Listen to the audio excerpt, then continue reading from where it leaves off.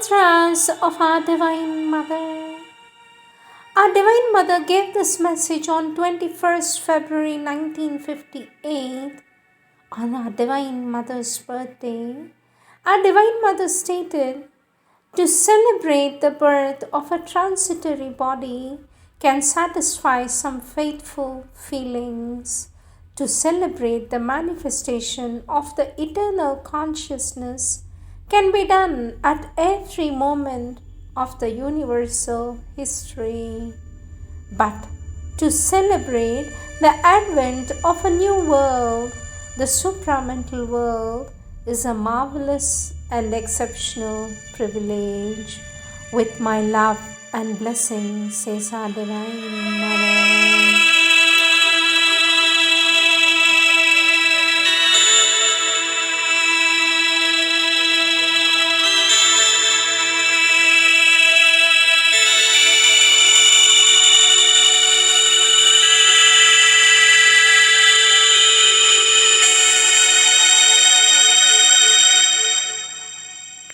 Words of our Lord Sri Aurobindo on the Mother.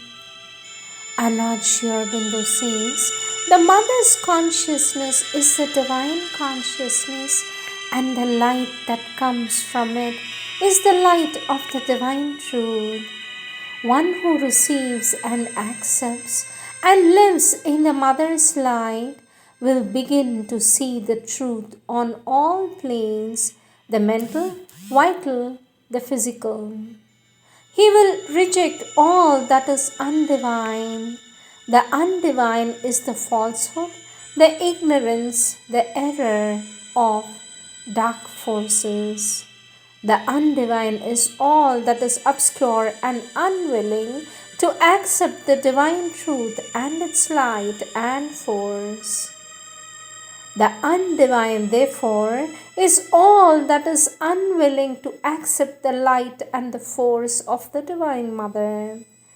That is why, says our Lord Sri Aurobindo, that is why I am telling you always to keep in contact with the Divine Mother and her light and force, because it is only so that you can come out of this confusion and obscurity and receive the truth that comes from above. Our Lord Sri Aurobindo says, when we speak of the Divine Mother's light or my light in a special sense, we are speaking of a special occult action. We are speaking of certain lights that come from the supermind. In this action, the Divine Mother's is the white light that purifies, illumines, brings down the whole essence and power of the truth and makes the transformation possible. But in fact, all light that comes from above, from the highest divine truth, is the Divine Mother's. Our Lord Sri Aurobindo continues to say, there is no difference between the Mother's path and mine. We have and always had the same path that leads to the supramental change and the divine realization. Not only at the end, but from the beginning, they have been the same, says our Lord Sri Aurobindo.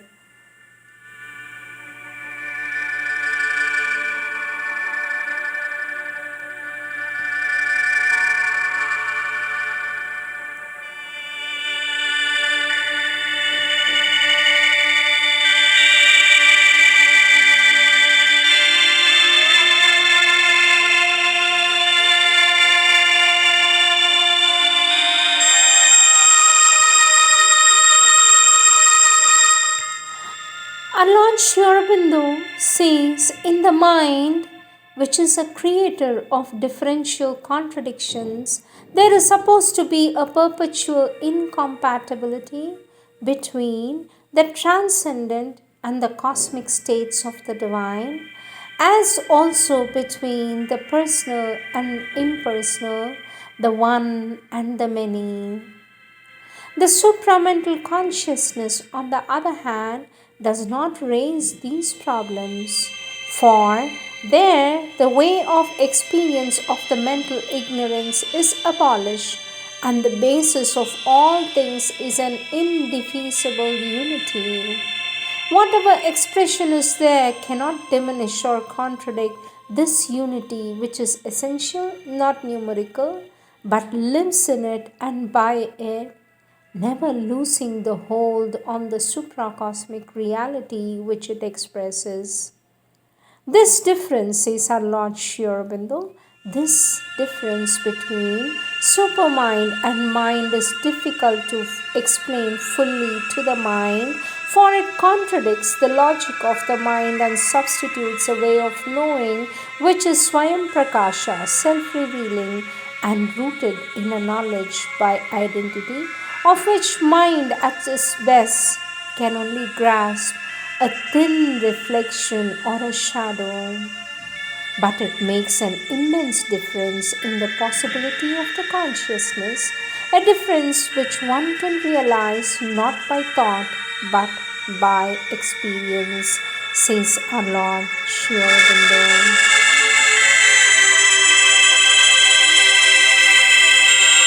Our Lord Sri Aurobindo says, the divine perfection is always there above us, but for man to become divine in consciousness and act and to live inwardly and outwardly, the divine life is what is meant by spirituality. All lesser meanings given to the word was inadequate fumblings or impostures.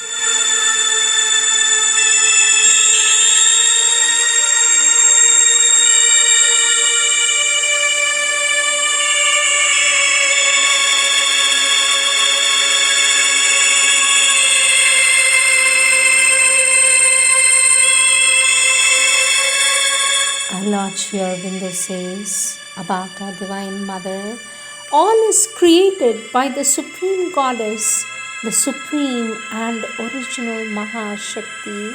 All proceeds from her, all lives by her, all lives in her, even as she lives in all. All wisdom and knowledge are her wisdom and knowledge. All power is her power. All will and force her will and force. All action is her action. All moments her moments. All beings are portions of her power of existence.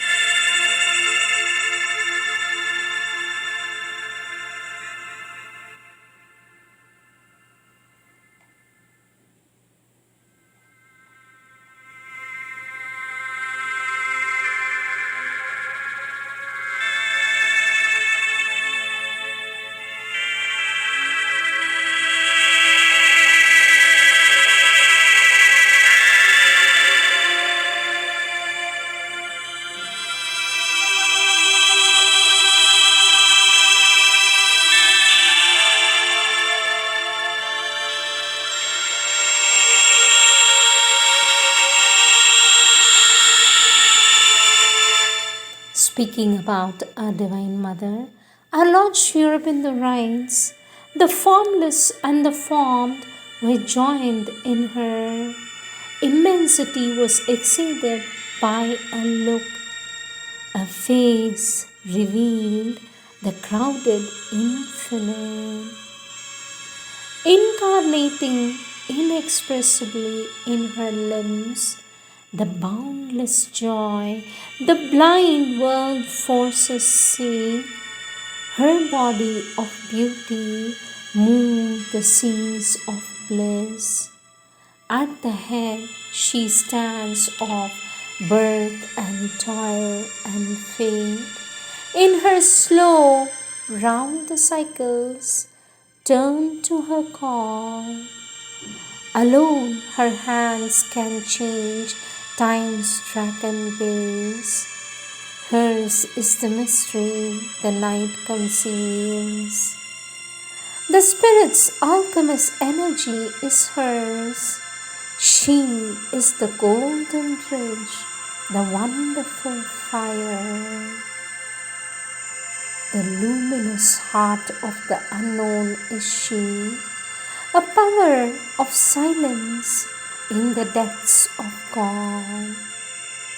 She is the force, the inevitable word, the magnet of our difficult ascent, the sun from which we kindle all our suns, the light that leans from the unrealized vast, the joy that beckons from the impossible, the might of all that never yet came down.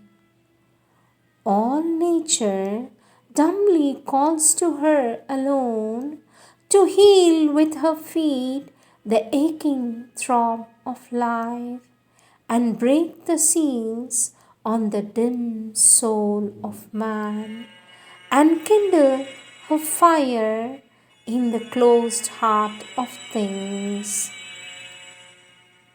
All here shall be one day her sweetness's home. All contraries prepare her harmony. Towards her our knowledge climbs, our passion grows. In her miraculous rapture we shall dwell. Her clasp shall turn to ecstasy, our pain. Taken from our Divine Savitri, Book 3, Canto 2.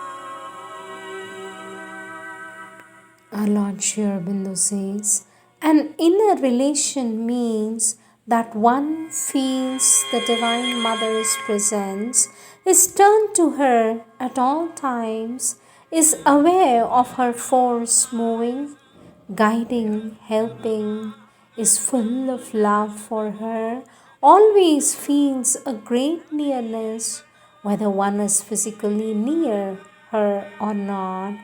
This relation takes up the mind, vital and inner physical, till one feels one's mind close to the mother's mind, one's vital in harmony with hers, one's very physical consciousness full of her.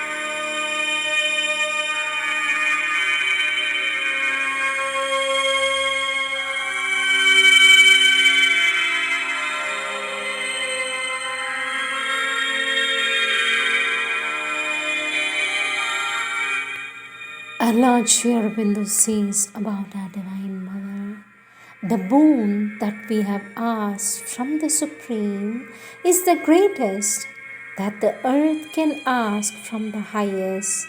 The change that is most difficult to realize, the most exacting in its conditions. It is nothing less than the descent of the supreme truth and power into matter. The supramental, established in the material plane and consciousness and the material world, and an integral transformation down to the very principle of matter. Only a supreme grace can effect this miracle.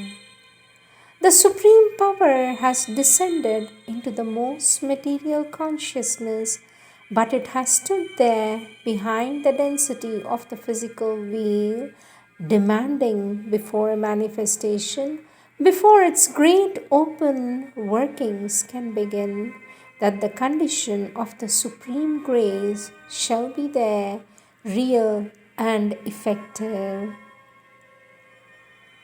Our Lord Sri Aurobindo says, a total surrender, an exclusive self-opening to the Divine Mother's influence, a constant and integral choice of the truth, rejection of the falsehood, these are the only conditions necessary.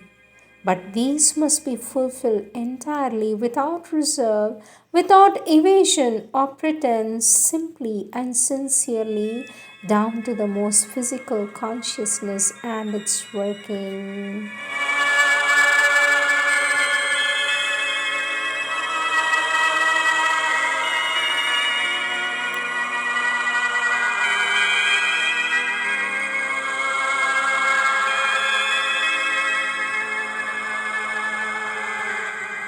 Our Lord Sri Aurobindo says about our Divine Mother, the soul goes to the Mother's soul in all its desires and troubles, and the Divine Mother wishes that it should be so that she may pour out her heart of love. It turns to her too because of the self existent nature of this love, and because that points us to the home towards which we turn from our wanderings in the world, and to the bosom in which we find our rest. O Lord, thou hast decided to test the quality of our faith and to pass our sincerity on thy touchstone. Grant that we come out greater and purer from the ordeal. Seigneur, tu as voulu juger de la qualité de notre foi et passer notre sincérité sur ta pierre de touche. Permets que nous sortions de l'épreuve grandis et purifiés.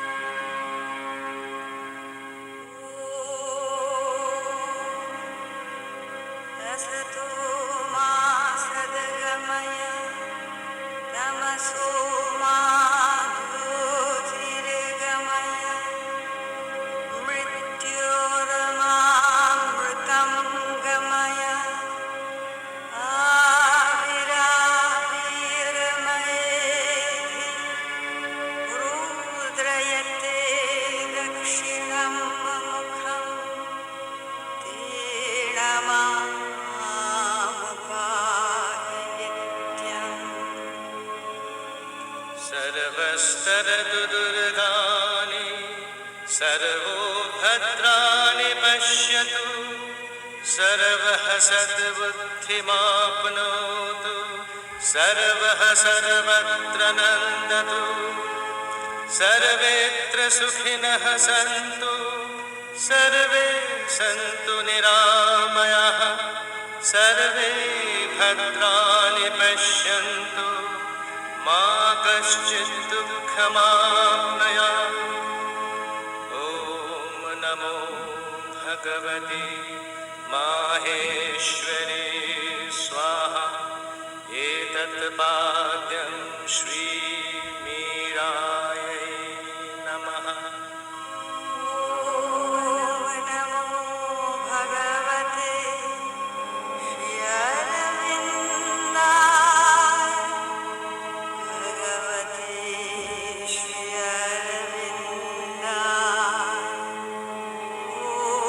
Namo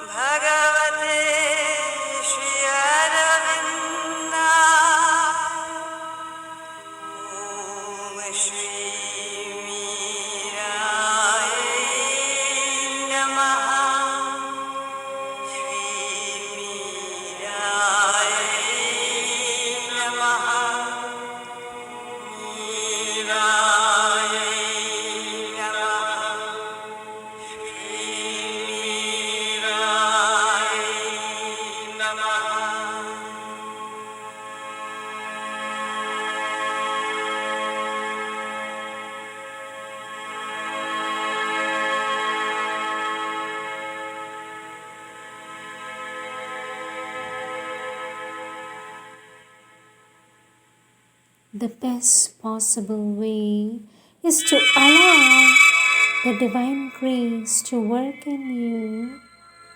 The best possible way is to allow the divine grace to work in you, never to oppose it, never to be ungrateful and turn against it, but to follow it always to the goal of light and peace and unity and Ananda.